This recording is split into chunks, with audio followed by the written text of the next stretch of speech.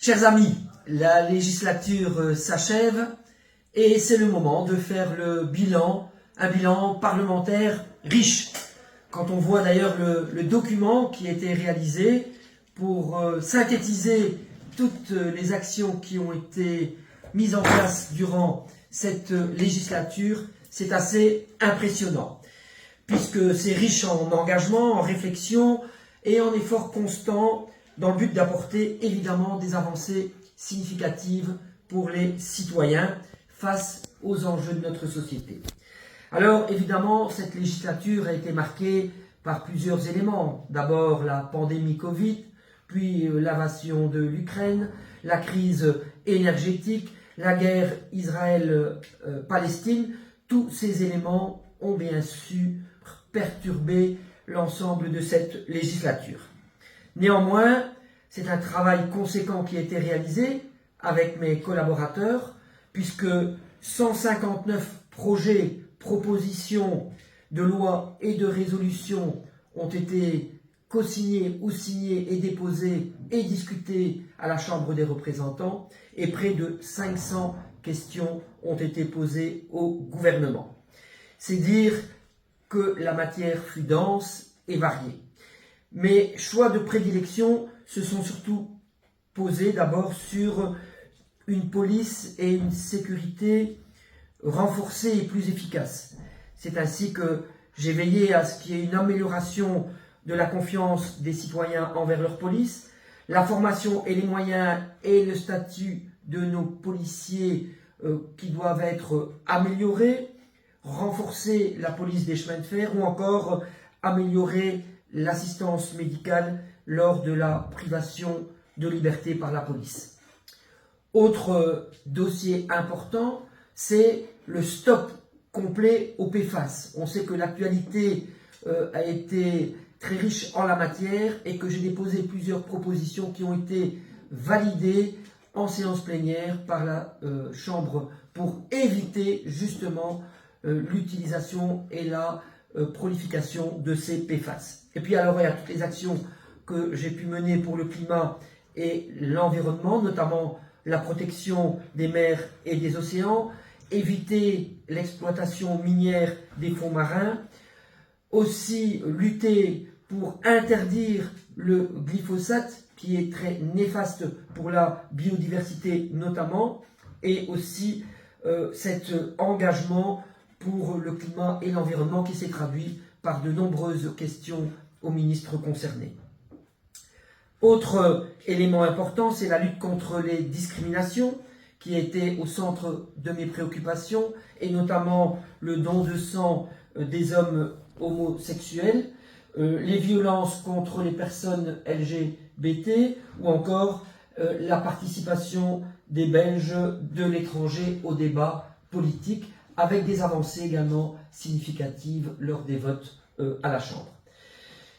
Il y a tout ce qui concerne les problématiques locales et transfrontalières qui ont été au cœur de mon travail, la frontière et les relations évidemment franco-belges, le Parlement Benelux. N'oublions pas non plus la lutte qui était forte et acharnée pour la libération d'Olivier Valdecastel.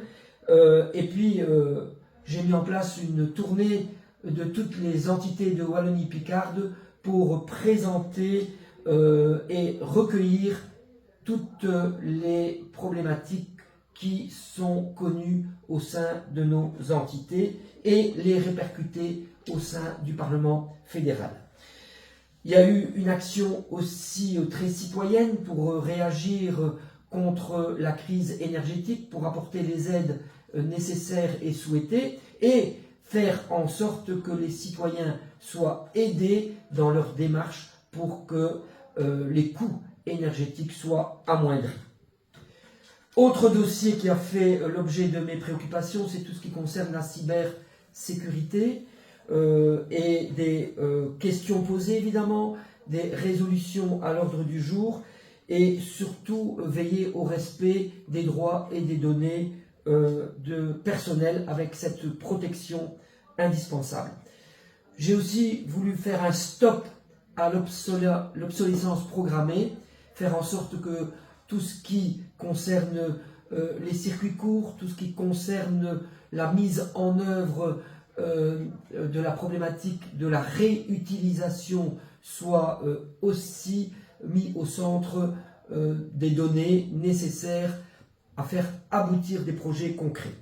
Et alors, évidemment, cette fin de législature a été particulièrement chargée avec l'installation de la commission abus sexuels au sein et en dehors de l'Église.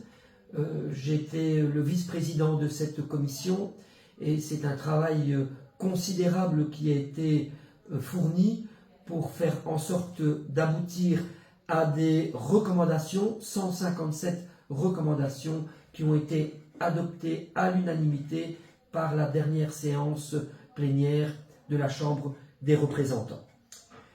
Un soutien aux agriculteurs a également été mis en place avec des actions très précises qui ont été initiées et une proposition de loi qui a été déposée pour améliorer le revenu de nos agriculteurs. Et évidemment, d'autres matières ont fait l'objet de mes préoccupations.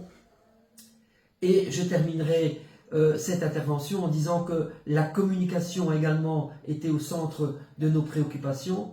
Je ne pense pas qu'il y ait beaucoup de députés au sein de l'hémicycle qui peuvent se prévaloir d'avoir mis en place 720 newsletters hebdomadaires. C'est avec ténacité et détermination que nous avons tenu à chaque semaine vous informer des activités parlementaires. Et puis alors il y avait le travail sur le terrain, les permanences quotidiennes, tous les matins de 6h à 7h30. Et puis alors la rencontre aux quatre coins de la Wallonie-Picarde avec les citoyens et les USC qui m'ont sollicité. C'est donc avec fierté que je peux présenter ce bilan de ma 4e législature. Et puis maintenant, place dimanche aux élections pour peut-être une nouvelle aventure avec vous. Merci.